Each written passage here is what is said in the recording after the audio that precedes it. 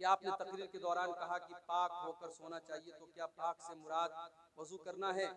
वजू को हर पाक होना कहते हैं, इसलिए बरेलवी लोग कहते हैं कि वजू करके कुरान को छूना चाहिए। तो कुरान को चूमना कैसा है दलील के साथ जो समाज में चला, अगर वो गलत है और आप इसको गलत नहीं कहेंगे तो ये समाज वही करेगा।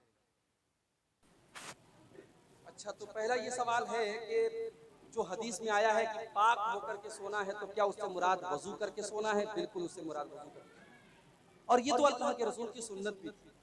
यहाँ तक कि अगर इंसान जनाबत की हालत में, मान लो इंसान ने बीवी से मुलाकात की और रात में वो गुस्ल नहीं कर रहा, जरूरी नहीं रात में गुस्ल करे, कर ले तो अच्छी बात है, फजर के पहले पहले गुस्ल करना जरूरी है, रात ही में करना जरूरी नहीं। तो अगर इंसान जनाबत की हालत में है तब भी अल्लाह के रसूल की सुन्नत है कि वो वजू करके सोए। हालांकि उस वजू का कोई मतलब नहीं है, उस वजू के जरिए आदमी नमाज नहीं पढ़ सकता, मगर वजू करके सोए। तो यहाँ पाक से मुराद वजू करके ही सोना है, कोशिश यही की जाए कि आदमी वजू करके सोए। अच्छा, कुरान को छूने के लिए वजू होना जरूरी है या नहीं, इस मसले में उलमा का इख्तिलाफ है। उलमा का एक ग्रुप कहता है कि कुरान छूने के लिए बावजू होना जरूरी है, और उलमा का दूसरा ग्रुप कहता है बावजू होना जरूरी नहीं, पाक होना जरूरी है। पाक का मतलब इंसान नापाक ना हो, गुस्ल उसके ऊपर वाजिब ना हो, अगर वजू नहीं है तब ये छू सकता है। अब दोनों में मजबूत बात किसकी है? तो मजबूत बात उसी की है जो ये कहते हैं कि बावजू होना जरूरी नहीं, अफसल तो है। अगर आप वजू करके कुरान को छुए बेस्ट है, बेस्ट है, बेहतर है, लेकिन अगर वजू नहीं है तब भी आप कुरान को छू सकते हैं। हाँ, अगर जनाबत की हालत में है तो नहीं छूना चाहिए, यानी अगर आपके ऊपर गुस्ल वाजिब है तब नहीं छूएंगे जब तक कि आप पाक ना हो जाए। और औरत अगर हैज की हालत में है तो वो भी डायरेक्ट हाथ नहीं लगाएगी, वो दस्ताने से या दुपट्टे वगैरह से छुएगी, डायरेक्ट नहीं छुएगी।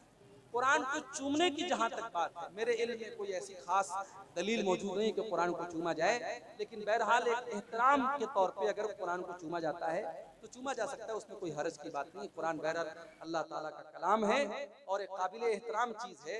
तो जैसे सहाबे किराम अल्लाह के नबी का हाथ वगैरह चूमते थे, चूंकि अल्लाह के नबी का एहतराम करते थे, तो कुरान को बतौर एहतराम हम चूम सकते हैं, लेकिन इसको कोई यानी बिल्कुल जरूरी समझना ये मुनासिब नहीं है। शेख, एक सवाल कमेटी की तरफ से है। कब्रिस्तान हम लोग बना लिए 2 साल पहले, इससे पहले किसी को अपने दरवाजे में किसी को कहीं दिया हुआ है, अगर इसको मुंतकिल करना चाहे तो कर सकते हैं कि नहीं? हदीस कुरान पर बिल्कुल किया जा सकता है। उसकी सूरत बहुत सारे वाकयात सीरत में मिलते हैं कि कब्र के अंदर किसी को दफन किया गया तो उस कब्र को दूसरी जगह मुंतकिल किया, तो उसकी सूरत यही है कि अब मान लीजिए कि जहाँ पे कब्र है वहाँ पे खुदाई करके उस कब्र के जो भी बाकियात हैं, जो भी हड्डियाँ वगैरह हैं, उनको पूरे एहतराम के साथ किसी कपड़े वगैरह में रख करके, अगर पॉसिबल हो तो कफन का कपड़ा ले लीजिए और उस कफन के कपड़े में रख करके उसको एहतराम के साथ उसी जगह जहाँ कब्रिस्तान है वहाँ पे दफन कर दीजिए। बस यही सूरत है, उसमें और कुछ नहीं चाहिए। एक बिल्कुल बिल्कुल आ सकते हैं, लेकिन जो जगह कब्रिस्तान के नाम पर वक्फ हो वहाँ ऐसा नहीं कर सकते। अब जैसे किसी ने अपने मकान में किसी को दफन कर दिया, अब वहाँ पे बंटवारा हुआ, अब वो जगह किसी एक भाई के हिस्से में आई, उसको तकलीफ हो रही है, कब्र के ऊपर वो मकान बना नहीं सकता, मुनासिब भी नहीं है, तो वहाँ वो ट्रांसफर कर सकता है। लेकिन अगर किसी खानदान वाले ने अपनी एक पर्सनल कब्रिस्तान बना ली कि हमारे यहाँ जो भी मरेगा यही दफन होगा, अब वो जगह कब्रिस्तान हो गई, अब उसको नहीं इंसान मुंतकिल करेगा। ठीक है, शुक्रिया शेख। हमारे बिहार में 1 या 2 महीने की तनख्वाह रोक लिया जाता है, ये कहाँ तक सही है? कोई दुखी मौलवी है बेचारा, नहीं रोकना चाहिए भाई, है बहुत दुख है। तनख्वाह रोकना ये जाहिर है कि जुल्म है। अल्लाह के रसूल की हदीस है, आतुल अजीर अजरहु क़ब्ल अन यजिफ़ अरक़ुहु, मजदूर की मजदूरी पसीना सूखने के पहले दे। तो भाई 1 महीने में तो पसीना सूख ही जाता है, उसने 1 महीना पढ़ा लिया है, काम कर लिया है, उसकी तनख्वाह दे देनी चाहिए। हाँ, कभी कोई मजबूरी आ गई और बजट नहीं है, बहुत दिक्कत है, अलग बात है। कहीं कहीं पैसा होता है और लोग नहीं देते, वो बिल्कुल गलत है, जुल्म है, ऐसा नहीं करना चाहिए। और क्या सवाल है? हमारे यहाँ ईद की नमाज मस्जिद में होती है और एक औरत खुतबा और नमाज पढ़ाती है, कहाँ तक सही? एकदम गलत है, बिल्कुल गलत। कोई दलील नहीं मिलती कि औरत ईद की नमाज पढ़ाए या औरतों की जमात अलग हो।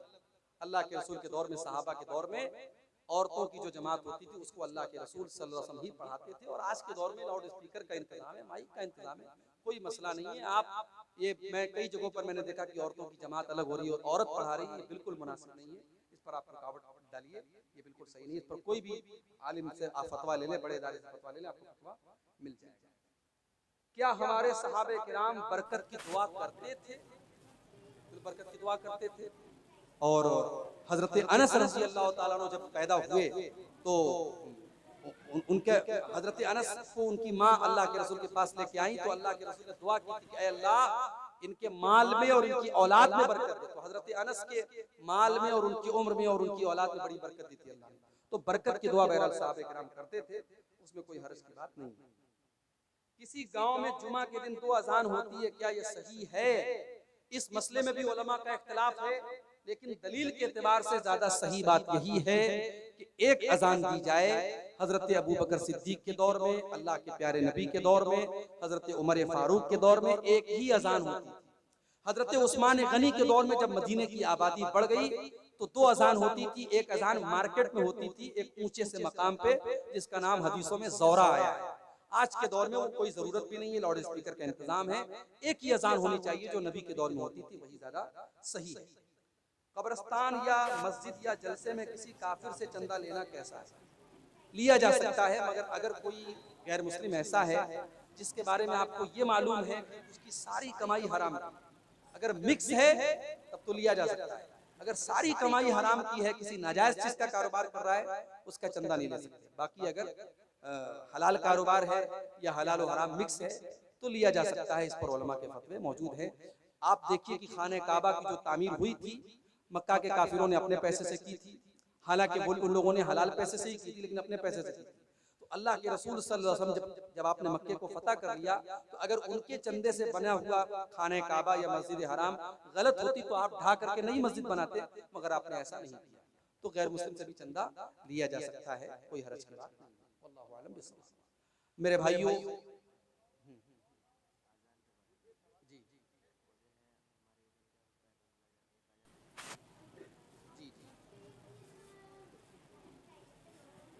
भाई देखिए, आप एक अजान को अगर ये समझते हैं कि ये जो है खुतबा की अजान है और दूसरी अजान को ये समझते हैं कि नमाज की अजान है, ये बहरहाल बिल्कुल गलत है। और जैसा कि भाई ने बताया कि एक अजान होती है तब लोग नहाने जाते हैं। जुमा के दिन आप अर्ली मॉर्निंग जितना जल्दी मुमकिन हो नहा लीजिए। कोई जनाबत की हालत में तो फजर के पहले ही नहा ले, और जुमा के दिन नहा धो करके तैयार हो करके खुशबू लगा करके मस्जिद में पहले आइए। उसका सवाब मैंने तकरीर में पढ़ करके सुना दिया है। अल्लाह से दुआ है रब्बुल आलमीन हम सबको कहने सुनने से ज्यादा अमल की तौफीक अता फरमाए।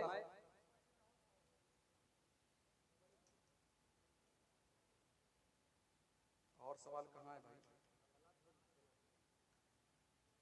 सब तो पढ़ दिया मैंने। कुरान को चूमना कैसा है, सब भी बोल दिया मैंने।